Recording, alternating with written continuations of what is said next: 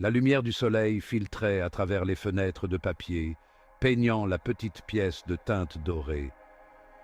Chaque rayon semblait raconter une histoire ancienne, une promesse de jours meilleurs. Ning Ke, un jeune homme aux yeux aussi perçants que le silex, ajusta sa tunique usée. Ses mouvements étaient empreints de détermination, chaque geste calculé. Emballant méticuleusement leur maigre bien, Sangsang, avec une précision presque rituelle, ses yeux noirs, généralement pétillants de malice, laissaient transparaître une pointe d'inquiétude. Elle savait que chaque objet avait son importance. La tension était palpable, mais elle continuait, déterminée à ne rien laisser au hasard. Ning se retourna, interceptant son regard inquiet. Il pouvait lire dans ses yeux toutes les peurs et les espoirs qu'il partageait. Il lui offrit un sourire rassurant, un sourire qui disait plus que 1000 mots, sa main serrant doucement son épaule, une promesse silencieuse de protection et de soutien. Ne t'en fais pas, Sangsang. On a connu pire que des obstacles bureaucratiques. Nous avons surmonté des montagnes et traversé des rivières tumultueuses. Ils avaient traversé des épreuves difficiles ensemble, chaque pas les rapprochant de leur destin. Leurs liens forgés dans l'adversité et les rêves partagés. Ensemble, ils étaient invincibles, prêts à affronter tout ce que l'avenir leur réservait. L'Académie. Ce seul mot envoyait un frisson dans la colonne vertébrale de Ning Ke. Pourrait-il, un orphelin sans lignée ni fortune, vraiment trouver sa place au sein de ces salles sacrées? Es-tu sûr que nous devons tout emporter, Sangsang? Bien sûr. On va à Chang'an, pas dans la nature sauvage. Il faut soigner les apparences, même si tu insistes pour t'habiller comme un barbare. Ning Ke laissa échapper un petit rire, sachant qu'il ne pouvait pas gagner contre son sens pratique. Sangsang, malgré sa petite taille, possédait une force qui démentait son apparence. D'accord, tu as gagné. Mais ce sera toi qui le porteras si on rencontre des bandits. Elle était son roc, sa voix de la raison et sa source constante d'amusement. Chang'an était une ville qui vibrait de vie et d'ambition.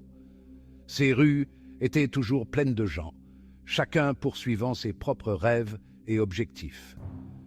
Des murs imposants enfermaient une métropole animée de grandes avenues, de marchés bruyants et d'imposants bâtiments gouvernementaux. Les structures massives semblaient raconter des histoires de pouvoir et de politique.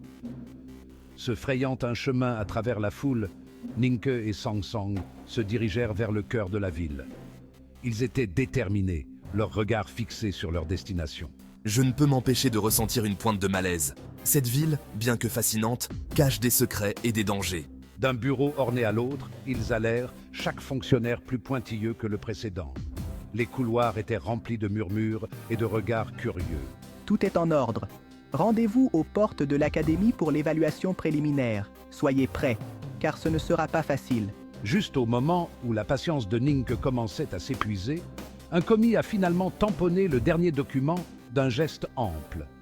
Leurs efforts avaient enfin porté leurs fruits, mais ce n'était que le début de leur périple dans ce labyrinthe de pouvoir. Alors qu'ils traversaient les rues bondées en direction de l'Académie, Ning Ke ne pouvait s'empêcher de sentir que quelque chose clochait. Le processus bureaucratique, bien que fastidieux, s'était déroulé étonnamment bien. As-tu entendu dire? La princesse elle-même est intervenue en faveur de ce garçon de la frontière. L'esprit de Ning Ke s'emballa. La princesse. Pourquoi elle, une figure d'immense pouvoir et d'influence, se mêlerait-elle des affaires d'un simple candidat comme lui? Il jeta un coup d'œil à Sangsang, ses yeux perçants et attentifs. Ils échangèrent un regard, une reconnaissance silencieuse des forces invisibles en jeu. Les portes de l'Académie, imposantes et majestueuses, semblaient atteindre le ciel. Elles étaient un symbole de savoir et de prestige, un rêve pour beaucoup, mais un rêve qui avait un coût. En s'approchant, Ning Ke ressentit une vague d'admiration mêlée à une bonne dose d'appréhension. Chaque pas qu'il faisait semblait le rapprocher de son rêve, mais aussi de ses craintes. Les frais de scolarité à l'Académie sont de 50 taels d'argent par semestre. sans compter le logement, la nourriture et les fournitures scolaires. C'est une somme considérable pour la plupart des familles. 50 taels d'argent. Une somme qui semblait insurmontable pour beaucoup.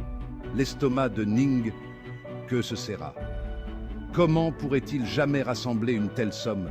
C'était une somme astronomique. Plus que ce que lui et Sang Sang avaient gagné en un an. Ils avaient travaillé dur, économisé chaque pièce, mais cela ne suffisait pas. Le désespoir menaçait de l'engloutir. Il se demandait s'il pourrait jamais surmonter cet obstacle.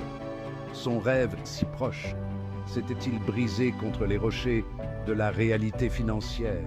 Il avait tant sacrifié pour arriver ici. Le poids des paroles de l'économe planait entre eux.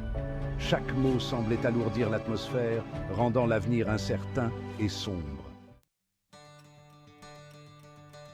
Ning fixa le sol, les épaules affaissées par la défaite. Ne t'inquiète pas, Ninke. On trouvera un moyen. Sa voix était douce mais ferme, sa foi inébranlable ravivant une étincelle d'espoir en lui. On trouvera une solution ensemble, Sang Sang, comme toujours. Alors que le soleil entamait sa descente, projetant de longues ombres sur la ville, ils tournèrent le dos aux imposantes portes de l'académie. Leur rêve, bien que momentanément différé, était loin d'être éteint. Ils avaient surmonté des défis auparavant, leurs liens forgés dans les flammes de l'adversité.